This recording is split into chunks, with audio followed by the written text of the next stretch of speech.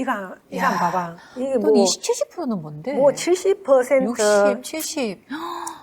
70%, 뭐야, 여기 또 모든 소득세에는 지방소득세가 10% 추가가세가 돼. 그러면 모두 양도소득세의 최고 세율은 77%야. 너무 심한 거 아이가? 70%. 자, 이 기본적으로 이게 이게 우리가 지금 2021년 5월까지는 왼쪽에 세율을 적용받지. 이 표시가 파란색이라서 표시가 잘 안 나나. 왼쪽에 세율을 적용받지만 2021년 6월부터는 이렇게 대폭 세율이 높아졌어. 잠깐 2021년이면 올해인데 이제 5개월, 6월부터 이제 이렇게 5개월밖에 하겠다는 안 거잖아. 남았어. 자, 그러면 중과세를 피했다고 해서, 자, 그러면 그래도 중과세를 다행히 피했는데 이 내가 가진 집이 1년 미만이면, 보유기간 1년 미만이면 지금 얼마야? 70%야. 그리고 2년 미만이면 60%야. 60%. 아파트 분양권은 1년 미만이면 70%야. 70%. 1년 이상이면 60%야. 그리고 이제 입주권 아까 설명해줬지. 그 헌집 주거 세집 받을 권리. 입주권. 근데 이제 중과세는 어디에다 중과세를 하느냐. 자, 여기에 70%, 60% 여기에 중과세를 해버리면 이 70%의 중과세를 30% 해버리면 얼마야? 100%가 돼버리잖아. 100%의 지방소득세 추가과세를 하면 10% 추가과세를 하면 도대체 얼마야? 너무 내 양도 차익보다 더 많은 세금을 내야 되니까 이거는 위헌의 소지가 있는 게 아니고 완전히 위헌이거든. 내가 벌었는 돈에다 보태가지고 세금을 내야 되니까. 그래서 그 기본 세율에다 이 기본 세율에다가 10%, 20%, 30%의 중과세 세율을 적용을 해. 단일 세율 70%, 60% 이런 곳에는 적용하는 게 아닌데 단 그래도 예외가 있어. 중과세 세율표를 자 현행은 중과세 세율표가 현행은 2021년 5월까지 기본 세율에다 10%, 2주택자는 10%, 3주택 이상자는 20%의 세율을 가산을 해. 그리고 2021년 6월부터는 기본 세율의 2주택자는 20%, 3주택 이상자는 30%의 세율을 가산을 해. 그러면 이 세율을 이렇게 계산을 하다 보면 단기 보유자인 경우에는 이 실제 단기 보유에서 단기 보유 세율을 적용을 해야 되는데 이게 중과세 했는 세율보다 세금이 적어질 수가 있어. 그러면 이제 그런 경우에는 비교 과세를 하게 돼. 내 단기 보유에 대한 세율을 적용한 것과 2년 이상 보유했다고 보고 기본 세율에다가 중과세를 한 세금을 계산해서 그중 많은 금액으로 해. 왜 적은 금액으로 하면 안 되나?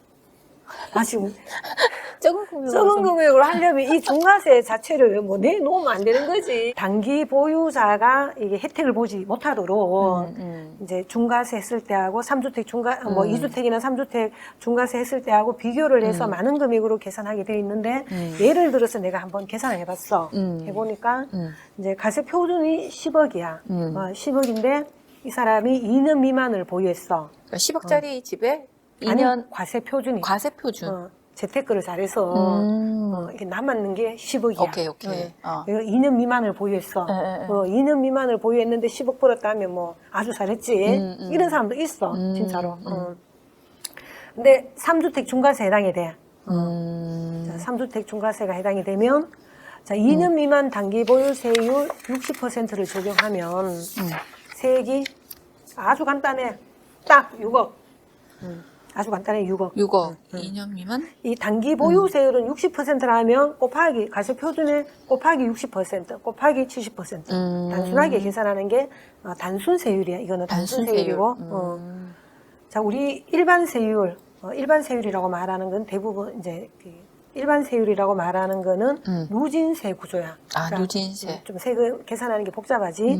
자, 일반 세율에 내가 이렇게 중과세 30%를 적용했더니 세액이 6억 8,460만 원이야. 그러면 이 사람은 2년 미만 보유를 했지만 세금은 6억을 내는 게 아니라 6억 8,460만 원을 내는 거야. 그러니까 내야 되거든. 그럼 여기다가 또 뭐가 붙는다 했지? 누진세? 항상 달라붙는 거. 얄짤 없이 달라붙는 거. 지방소득세. 아, 지방소득세. 6,846만 원이 들러붙어. 그럼 세금이 도대체 얼마야? 7억 5천이잖아. 아. 세금 10억을 지방소득세. 남겨가지고 아. 세금 7억 5천 내고 나면 이건 차라리 돈 안 버는 게 나아. 그러네, 언니야. 이런 세금을 내고 나면 사실은 이제 어떤 대부분 이 재테크는 여자들이 많이 하잖아. 집 사고 팔고는 여자들이 많이 하잖아. 이제 평생 남편한테 이제 큰 소리 못 치는 거지. 죽을 때까지 밥 해줘야 되는 거지. 갑자기 불쌍해. 나는 진짜 자꾸 밥 얘기하는데 나는 밥이 진짜 제일 하기 싫어. 이게 제일 맛있는 밥이 언니 누가 아니. 차려준 밥이라잖아. 우리 그건 공감해 언니 진짜. 아니 근데 같이 맞벌이를 하는데도 왜 항상 밥은 그러면 밥은 삼시세끼를 언니가 하고 설거지는 이제 재테크를 통해서 10억을 벌었는데 야 세금 이만큼 낸다면 진짜 내 곁에도 안 팔겠다. 큰 뭐 급한 일 아니고서는.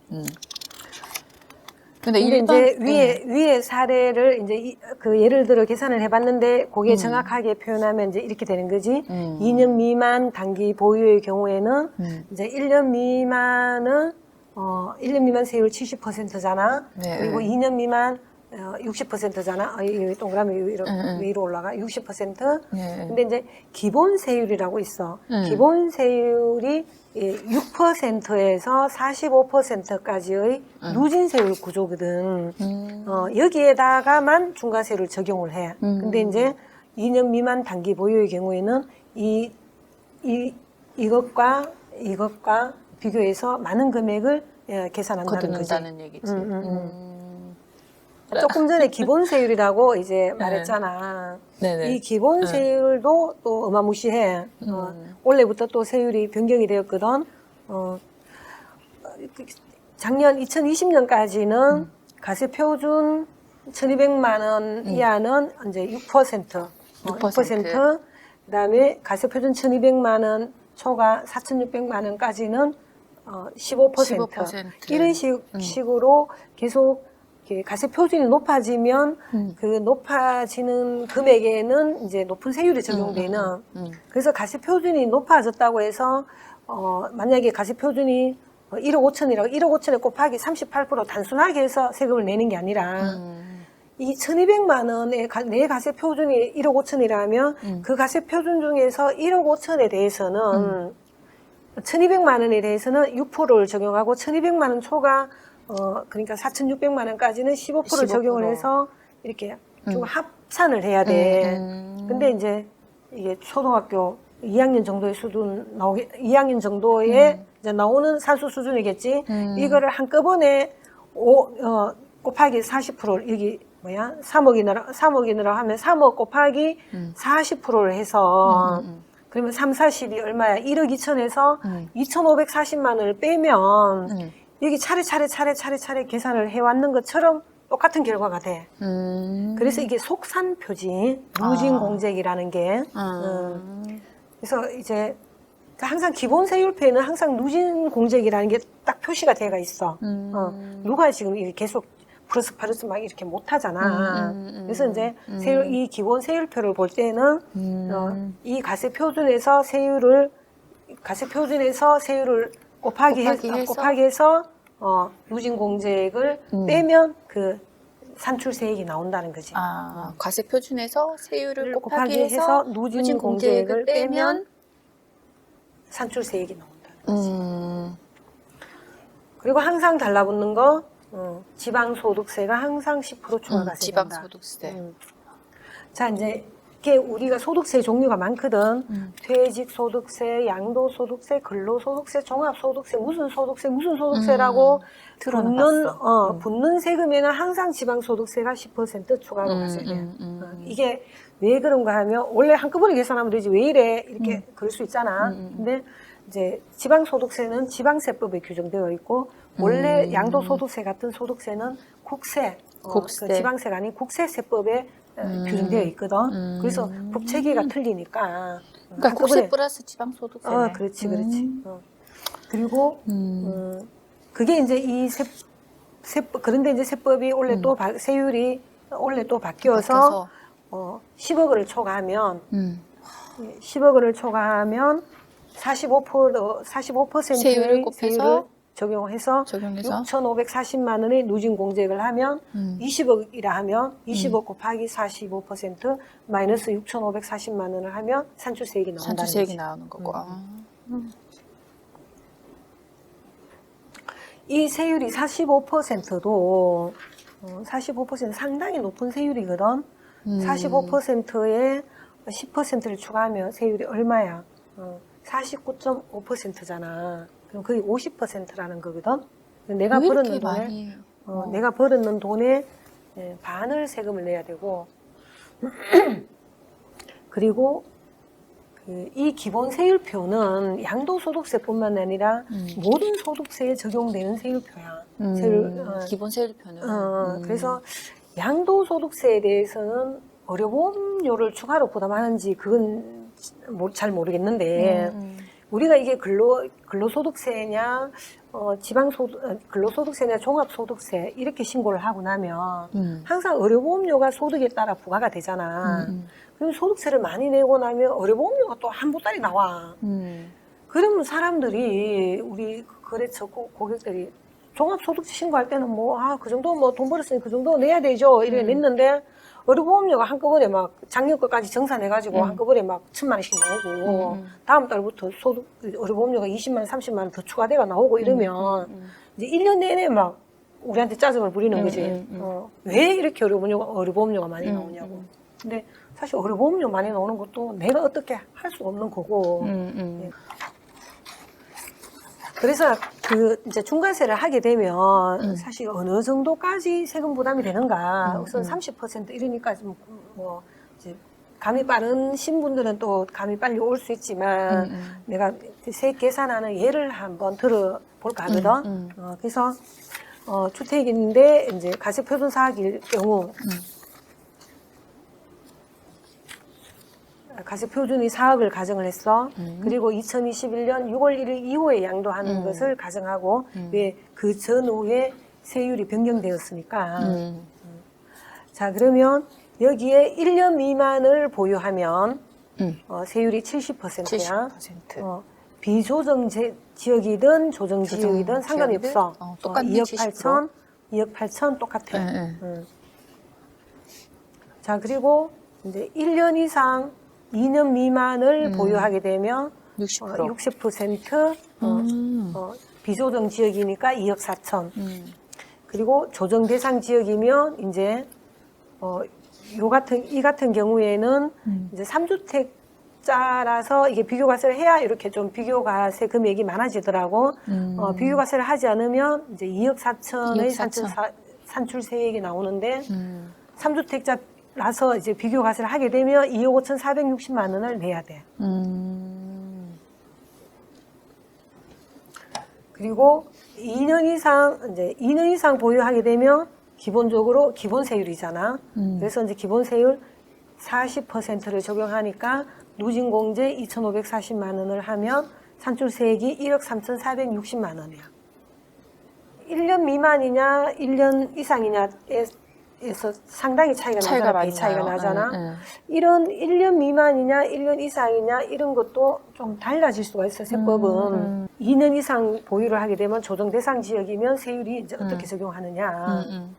여기에 조정 대상 지역이 아니면 기본 세율 40%에 가세표준 4억일 경우에 기본 세율 40% 구간이거든. 네. 40%에 2,540만 원 누진 공제를 했는데 여기를 이제 계산할 때 어떻게 하느냐.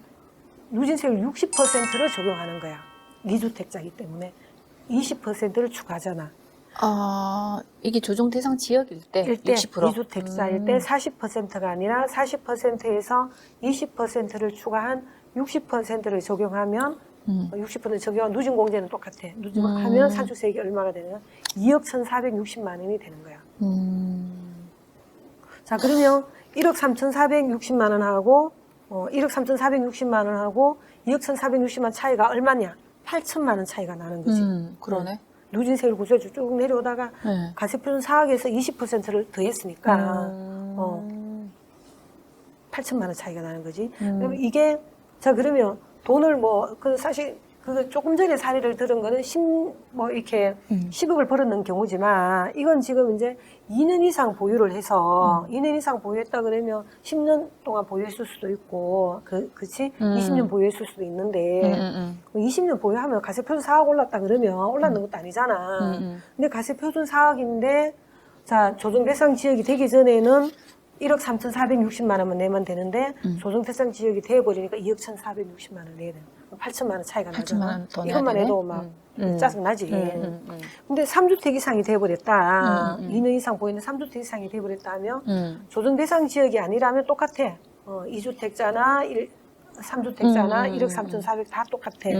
근데 이게 3주택자가 되면은 2억 5,460만 원이 된다는 거지. 와우. 세율이 70%. 여기 또 뭐 달라붙는다고 그랬지? 뭐 달라붙는 거 있잖아. 지방소득. 귀신같이. 지방소득세? 거머리같이 달라붙어. 항상 달라붙어. 지방소득세 거머리네. 자, 그러면 가세표준에서 곧 어마어마한데? 남았는 금액이야. 남았는 돈 벌었는 금액이 4억을 남기고 팔아서 2억 5,400을 세금을 내고 2,500을 지방소득세를 내고 나면 거의 3억이 뜯겨 나가잖아. 근데 1억 남았어. 자, 그래도 남았으니까 좋겠네 이러겠지만 자, 우리가 이렇게 집을 하나 사서 사실은 자기 돈으로 온전히 자기 돈으로 집을 사는 경우 없잖아. 대출 안고 사잖아. 그러면 대출 이자 이런 것을 하나도 이 양도 차익에서 공제를 안 해줘. 이건 이제 조세 이론적으로 내가 사업을 하는 경우가 아니라면 내가 어떤 무슨 부동산 재테크를 하는데 돈을 빌려가 했다 하더라도 이자는 하나도 비용을 인정을 안 해줘. 그동안에 세금 낸 것도 하나도 인정 안 해줘. 그래서 좀 개별적인 오늘 저한테 듣는 이야기만으로 판단하지 말고 어떤 액션을 취할 때는 뭔가 꼭 세무사한테 가서 개별적인 상담을 받고 액션을 취하시기를 바랍니다. 근데 언니 오늘 정말 중요한 이야기 해주는 것 같아. 근데 이런 내용이 우리 인터넷에 있는데 아무리 찾아봐도 없더라고. 이거 진짜 이거 뭐 오늘 수업료 받아도 될 것 같은데. 네, 많이 구독해 주세요. 그게 수업료지. 구독과 좋아요 눌러주시면 돼요. 네. 이제 그리고 이게 몇 가지 이제 조정 대상 지역이 되면 기타 이제 양도소득 기준을 간단하게 이제 말하자면 1세대 1주택 비과세를 적용할 때 조정 대상 지역이면 조정 대상 지역이 아니면 2년 보유만 하면 되거든. 그렇지. 근데 조정 대상 지역이 되면 때? 보유 기간 동안 2년 이상을 거주를 해야 돼. 2년 이상. 이사 들어가야 되지. 그치. 팔라 하면 이사 들어가서 2년 이상을 거주를 하고 팔아야 돼. 그런데 이거는 또 이제 1세대 1주택자잖아. 그러니까 좀 너무 1세대 1주택자한테 무 자르듯이 조정대상 지역이 딱 되고 나면 비과세 안 해줘. 이러기는 좀 그러니까 이건 조금 약간 완화를 해줬어. 뭔가 하면 조정대상 지역이 되고 난 이후에 취득한 주택에 대해서만 그렇게 적용을 해. 그 전에 이제 지금 조정대상 지역이 고시되기 전에 사가지고 있었던 거는 괜찮다는 거지. 그나마 이건 좀 착한 것 같아. 이것까지 만약에 비과세 받으려고 딱 생각하고 살고 있는데 가지고 있었는데 그치. 그거는 좀 비과세를 안 한다 하면 너무 이게 진짜 밀란 일어나게 되잖아. 그러니까 좀 이거는 좀 봐준 것 같아. 그런데 조정 대상 지역일 때 취득한 주택이기도 하지만 2017년 서울 같은 경우에는 그 전부터 조정 대상 지역이었으니까 2017년 8월 3일 이후 취득한 주택으로서 조정 대상 지역이 되고 난 이후에 취득한 주택을 이제 팔려고 할 때 1세대 1주택이다 하면 보유기간 동안 2년 이상을 거주하고 팔아야 된다는 거지. 이게 4년 됐다 그랬지, 언니? 그러니까 2017년 8월 3일. 2017년이면은 그 안에 해당되는 주택이네. 그리고 이제 조정 대상 지역이 되면 그 조정 대상 지역에 이제 중과세 대상 주택을 양도할 때는 아까 30%, 20% 그게 뿐만 아니라 장기 보유 특별 공제도 안 해주겠다는 거지. 그러니까 아까 가세 표준 4억일 때 3억을 세금 냈잖아. 근데 가세 표준에서 보통 이제 최고 한도 많이 공제를 받으면 30%를 받거든. 네네. 그럼 가세 표준이 4억이 30%를 하게 되면 가세 표준이 4,728, 2억 8천이 되는데 그것도 적용 안 해주겠다는 거지. 그러니까 물가 상승했는 이런 부분도 하나도 인정을 안 해주고 그냥 세금으로 와르륵. 그럼 팔아서 세금 내면 되겠네. 그렇지. 그런 셈이네. 그리고 이제 조정 대상 지역의 일시적 2주택자의 양도소득세 비과세 규정 적용할 때 신주택 취득 후 1년 이내에 신주택을 전입해야 되고 구주택도 1년 이내에 양도해야 된다. 이제 여기서 우리가 조정 대상 지역이 아니라면 이 세 번째 항목은 조정 대상 지역이 아니라면 일시적 2주택자의 양도소득세 비과세는 새로운 주택을 산 날로부터 3년 이내에 옛날 주택을 팔면 비과세를 받을 수 있거든. 아, 내가 어떤 집을 사면 먼저 이제 이사 가기 위해서 뭐 팔고 사면 좋은데 안 팔린단 말이야. 안 팔려서 먼저 사는 집을 먼저 사고 내가 살던 집은 전세 놓고 가잖아. 그러면 이제 그건 나중에 팔게 되잖아, 그지? 그러면 이제 3년 이내에 팔면 되는데 3년 이내에 팔면 되는데 지금 조정 대상 지역이 되면 1년 이내에 팔으라는 거지. 그리고 그 집을 새로운 주택을 전세 놓거나 일하지 말고 세 놓지 말고 네가 들어가서 살아라. 안 살 것 같으면 사지 마라. 이거지. 이건 이제 이게 조정 대상 지역과는 상관이 없는데 이제 원래 법이 개정된 부분이거든. 그래서 9억 원을 초과하는 이제 그 주택을 고가주택이라고 이야기를 하는데 고가주택을 팔면 이제 1세대 1주택 상태에서 팔면 비과세를 받거든. 비과세를 받는데 자, 이 고가주택을 팔아서 비과세를 받잖아. 일단 받고 그런데 9억 원까지는 비과세를 받지만 9억 원을 초과하는 금액은 비과세를 못 받아. 그래서 세금을 내야 된단 말이야. 그럴 경우에 그 내는 세금을 계산을 할 때 지금까지는 자 우리 젊을 때 열심히 뭐 살아가지고 이제 집이 사갖고 살았는데 이제 나이가 드니까 뭐 내 의지와는 상관없이 집이 올라버렸어. 고가주택이 되어버렸어. 근데 내가 늙었어. 뭐 어디로 이사를 가? 내가 살던 데 살아야지. 그래서 이제 어쨌든 뭐 어떤 살다가 이제 이사를 가려고 하니까 비과세를 9억까지는 해주는데 그 이상 못 해준단 말이야. 그러면 그 부분에 대해서 너무 9억이 넘는 부분에 대해서 얄짤없이 세금을 내라 하려니까 대부분 연세 드신 분들이 많단 말이야. 그래서 너 1가구 1주택인데 이게 고급주택은 10년 이상을 보유했으면 그래 네 젊을 때부터 그래 사가지고 그래 살았다 하면 80%를 공제해 줄게. 이래서 양도 차익이 뭐 10억이었다 하면 8억은 그냥 공제를 해줬어. 해줬는데 이것도 이제 10년이게 세월 금방 가잖아. 그러니까 이거 안 돼 이제 2021년부터 원래부터 거기에 거주를 해. 거주를 안 하면 공제 안 해줄 거야. 반은 이제 거주하는 기간에 대해서 1년간에 4%씩을 공제하고 보유하는 기간에 대해서 4%를 공제하고 거주하는 이렇게 하겠다는 거지. 그래서 이제 80%까지 공제를 받으려면 10년 이상 거주도 해야 되지, 10년 이상 보유도 해야 되지만 10년 이상 거주도 해야 된다는 거지. 그럼 20년이네? 아니 그건 아니고, 그건 아니고. 보유하는 기간 동안. 보유하는 기간 동안. 방송을 청취하고 하는 것도 중요하지만 제일 중요한 거는 개별적으로 전화만 띠리 하지 마시고 직접 가셔가지고 세무사님한테 상담을 받아보시는 게 제일 중요한 것 같아. 그게 주 요지인 것 같고. 저한테 오지 마시고요. 멀리 저한테 오지 마시고 가까운 세무서 재산세계로 가시면 그래도 그분들은 요 업무만 취급하시는 분들이기 때문에 좀 자세히 설명을 해 주실 겁니다. 그리고 이제 세무서 앞에 좀 1층에 있는 세무사 사무실을 가면 대부분 그런 분들은 양도소득세 이런 부분을 많이 취급을 하거든요. 근데 사실 양도소득세를 취급 안 하는 세무사도 많아요. 네, 그러니까 미리 전화를 해보고 양도소득세 취급해요, 안 해요? 물어보고 가시는 거를 권해드립니다.